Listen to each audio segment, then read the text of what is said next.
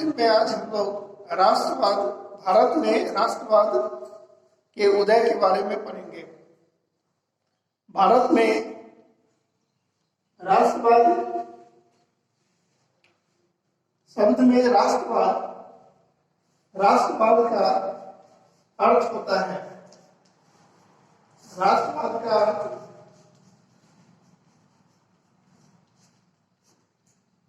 अपने देश की उन्नति और विकास, अपने देश के उन्नति और विकास में उस देश के लोगों की भावना का होना राष्ट्रवाद कहलाता है।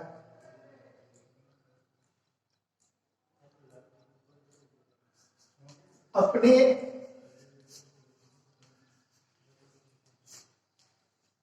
देश के लोगों में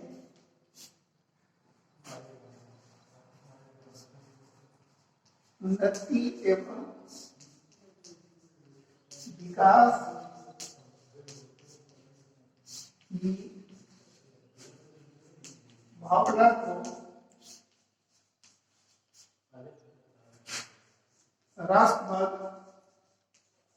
कहते हैं।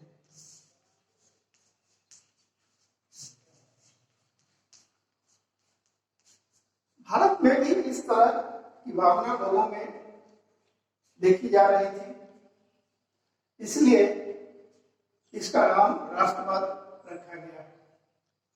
इस राष्ट्रवाद की उन्नति और विकास की भावना में के कई कारण थे, जिसमें पहला कारण आता है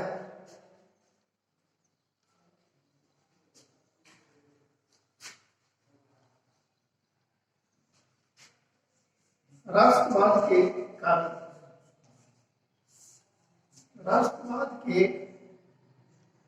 उदय के कारण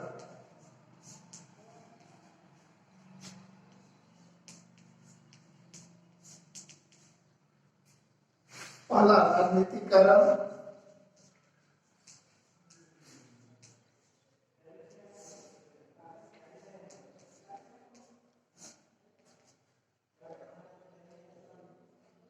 इस समय देश में देश की जनता दोहरी शासन के, एक ब्रिटिश शासन, दूसरा राजाओं का शासन, और राजाओं के शासन में रहने वाली जनता को कई तरह के कठिनाइयों का सामना करना पड़ता था।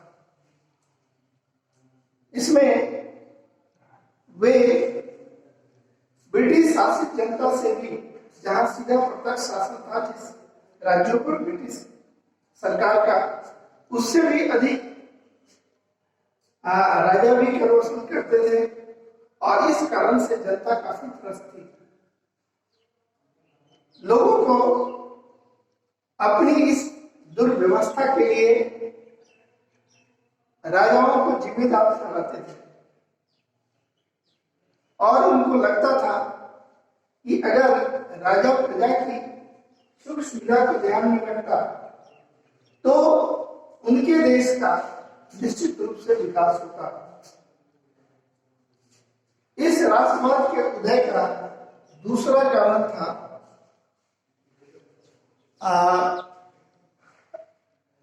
सामाजिक कारण।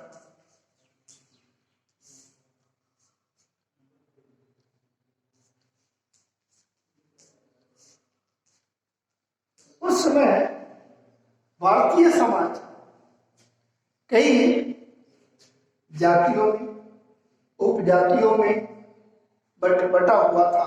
समाज में छुआछूत का भेदभाव था। एक ही धर्म के मानने वाले लोग दूसरों से भेदभाव करते थे, और कुछ विशेष लोगों को नगर के बाहर रहना पड़ता था। ये जो नीति थी वह कहीं न कहीं अंग्रेजों की देन थी, और फूट डालो तथा शासन करो नीति का एक यह पंचायत था, जिसके कारण समाज के लोग आपस में बटे हुए थे, क्योंकि अंग्रेजों की नीति थी कि जब तक लोग आपस में बटे हुए रहेंगे तब तक वे भारत पर आसानी से शासन कर सकते हैं। तो लोग आपस में एकत्रित नहीं हो, क्योंकि यदि वह एक साथ हो जाएंगे तो निश्चित रूप से अपनी स्वतंत्रता की मांग करेंगे, उनमें देश के प्रति विकास की भावना बढ़ेगी, उनको लगेगा कि शासन से हमको मुक्ति चाहिए। इस कारण से देश विभिन्न जातियों में बटा हुआ था और सभी लोग एक दूसरे से घृणा करते थे। लेकिन हमारे देश में कुछ ऐसे सामाजिक सुधारक भी हुए जिन्होंने समाज को नई दिशा देने का काम किया और उनके माध्यम से लोगों को एकजुट होने का काम किया गया। लोगों को एकजुट किया गया और उन्हें यह बताया गया यह जो विदेशी शासन है यह कहीं न कहीं सामाजिक भेदभाव को जन्म देता है, क्योंकि अंग्रेजों ने अपने समान एक बैचलर वर्ग जमींदार वर्ग को पैदा कर दिया था और जमीन के मालिक जमींदारों को बना दिया गया था। बदले में वे किसानों से कर वसूल करके किसानों से अधिक कर वसूल करते थे और ब्रिटिश सरकारों को के सरकारी खजानों में पैसे जमा करके बाकी पैसों से वह शहर में ऐशो आराम का जीवन व्यतीत करते थे। तो ये एक सामाजिक कारण था। और तीसरा, राष्ट्रवाद के उदय का जो तीसरा कारण था वह था आर्थिक कारण। आर्थिक कारण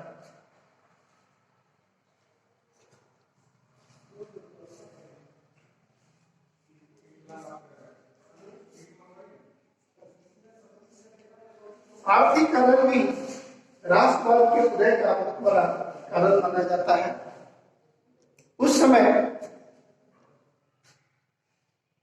भारतीय धन का बहिर्गमन हो रहा था। किसानों की स्थिति काफी दयनीय थी। किसानों से बलपूर्वक कर वसूल किया जाता था। अगर उसको उसकी फसल मारी जाती थी तो भी उनको छोड़ा नहीं जाता था, उनको उनसे कर वसूल किया जाता था। यदि वह लगान नहीं दे पाते थे तो वैसी स्थिति में उनको भूमि से बेदखल कर दिया जाता था। भारत से कच्चे मालों का, जैसे कपास, जो सूती वस्त्र के उद्योग के लिए कच्चे माल के रूप में कपास की खेती भारत में होती थी और उस कपास को कपड़े न बना करके उस कपास को इंग्लैंड भेज दिया जाता था और वहां से जो सूती वस्त्र तैयार होकर के भारत में आती थी उसका मूल्य अधिक होता था। तो सस्ते दरों पर कच्चे मालों को इंग्लैंड भेज देना और वहां से तैयार वस्तु को भारत में ला करके बेचना, ये कहीं न कहीं भारतीय धनों का बहिर्गमन हो रहा था। लोगों को लग रहा था कि अगर हमारे ही देश में सूती कपड़े का उद्योग लगाया जाए तो इससे लोगों को हमारे धन का बहिर्गमन नहीं होगा और लोग को सस्ते दरों पर कपड़े जो है वो उपलब्ध होंगे। तो ये जो आर्थिक कारण था यह भी भारत में राष्ट्रवाद के उदय का एक बहुत बड़ा कारण था। लोग इस कारण से असंतुष्ट थे क्योंकि ब्रिटिश सरकार के द्वारा यहाँ उद्योग लगाने का काम नहीं किया गया था। सिर्फ कच्चे माल का भारत एक आयातक, एक निर्यातक बन चुका था और तैयार वस्तु जो इंग्लैंड से आकर के भारत में बिकती थी। चौथा कारण जो था वह था धार्मिक कारण। धार्मिक कारण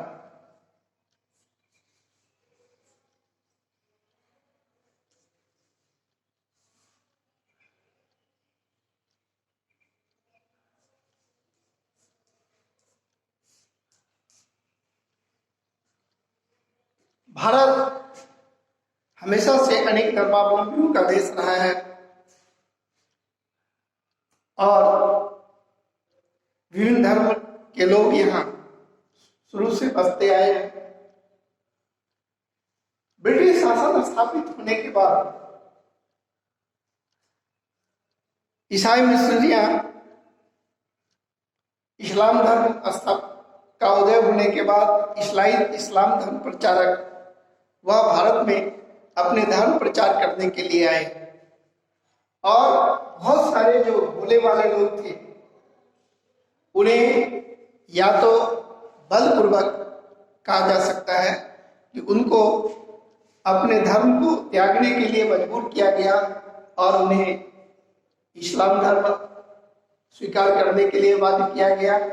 ईसाई मिशनरियों द्वारा जो व्यक्ति आर्थिक रूप से कमजोर था, ऐसे व्यक्तियों को ईसाई धर्म अपना कुछ लोभ दे करके, कुछ पैसे का लोभ दे करके और उनको ईसाई धर्म स्वीकार करवाया गया। तो उस समय कुछ भारतीय के माध्यम से हमारे देश में जो कई ऐसी प्रथाएं प्रचलित थी,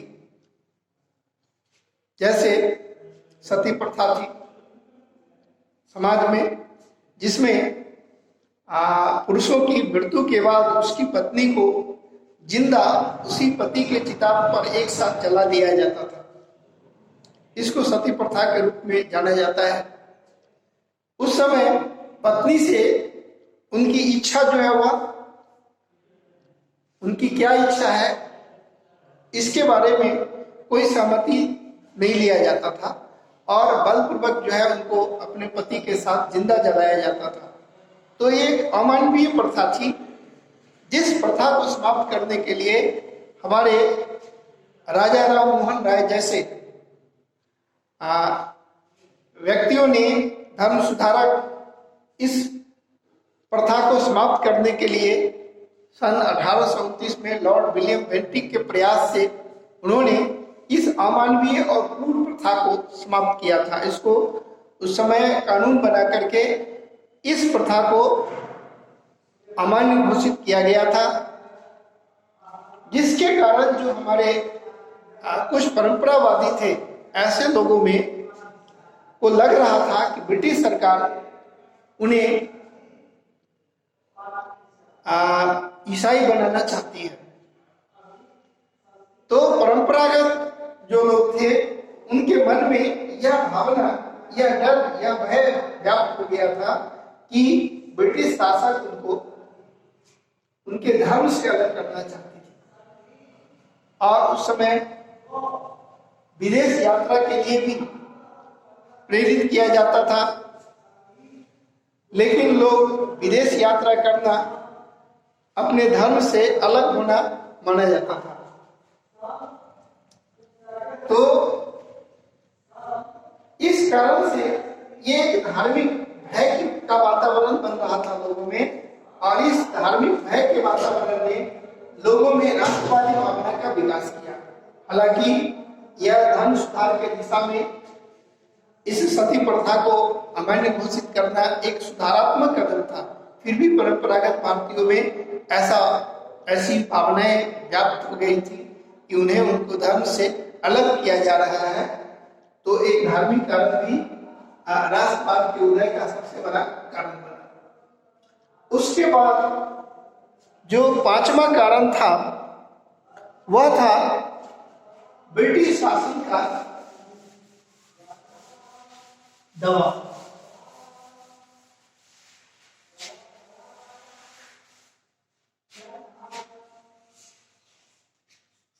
ब्रिटिश शासन के बढ़ता दबाव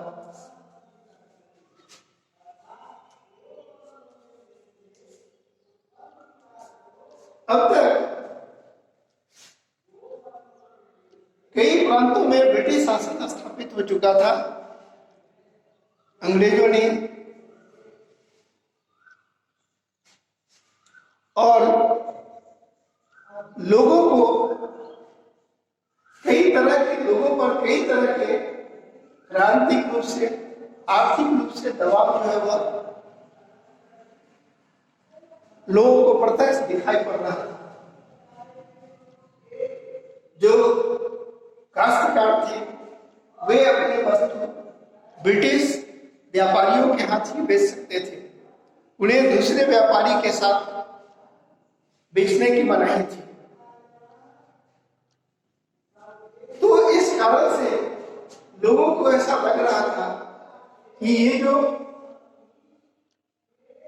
बढ़ता हुआ कर था, कर के कारण भी लोगों को उनकी संपत्ति, उनकी जमीन से बेदखल किया जा रहा था।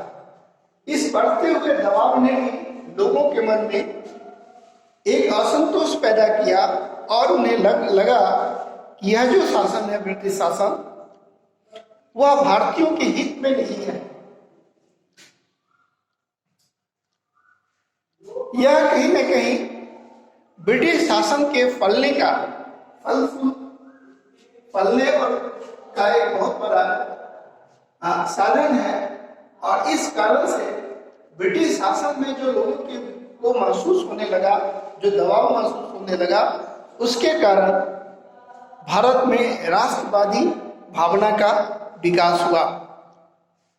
उसके बाद ब्रिटिश सरकारों ने छठा जो था वह था यातायात के साधनों में सुधार।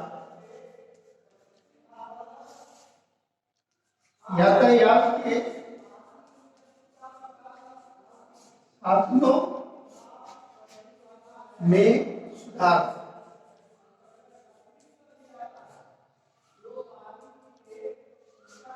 उसमें रेल, डाक, तार,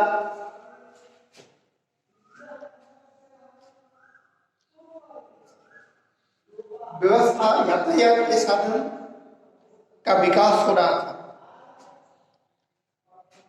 पहली बार मुंबई से ठाणे तक रेलगाड़ी चलाई गई थी। देश के बंदरगाहों को, प्रमुख नगरों को सड़क मार्ग के माध्यम से और रेल मार्गों के माध्यम से जोड़ा जा रहा था, ताकि विदेश से आने वाली वस्तुओं को आसानी से बंदरगाहों तक लाया जा सके और वहां से उस वस्तु को रेल के माध्यम से, सड़क मार्ग के माध्यम से देश के कोने कोने में पहुंचाया जा सके। क्योंकि भारत ब्रिटिश वस्तुओं की एक बहुत बड़ा बाजार था और व्यापारी यहाँ वस्तुओं को बेच करके लाभ कमाना चाहते थे। इस दृष्टि से भारत में यातायात के साधनों का सुधार किया गया। लेकिन इस यातायात के साधनों के माध्यम से कुछ यात्री गाड़ियां भी चली। लोग एक क्षेत्र के लोग दूसरे क्षेत्रों के लोगों के संपर्क में आए और आपसी मेलजोल के कारण लोगों में विचार विमर्श हुआ। इस मेलजोल ने लोगों में राष्ट्रवादी भावना का विकास किया और इस तरह से नए यातायात के साधनों ने भी भारत में राष्ट्रवाद के विकास में प्रमुख योगदान दिया। इस तरह से हम देख सकते हैं कि शिक्षा का प्रचार, सातवां शिक्षा के प्रचार, बहुत सारे लोग शिक्षा प्राप्त करने के लिए जिन्होंने अंग्रेजी माध्यम से शिक्षा दी जा रही थी भारत में, और इस शिक्षा के अंग्रेजी पढ़ने के कारण बहुत सारे लोग विदेशी साहित्यों को पढ़ा। इस विदेशी साहित्य को पढ़ने से उनके अंदर यह भावना आई कि भाई जब दूसरे देशों में लोकतंत्र स्थापित हो सकता है तो हमारे देश में क्यों नहीं। और इस तरह से इस भावना के कारण बहुत सारे लोग उन क्रांतिकारी साहित्यों को पढ़ा और वे अपने देश में इस तरह की शासन लागू करने का प्रयास किए। क्योंकि ये कहीं ना कहीं अंग्रेजी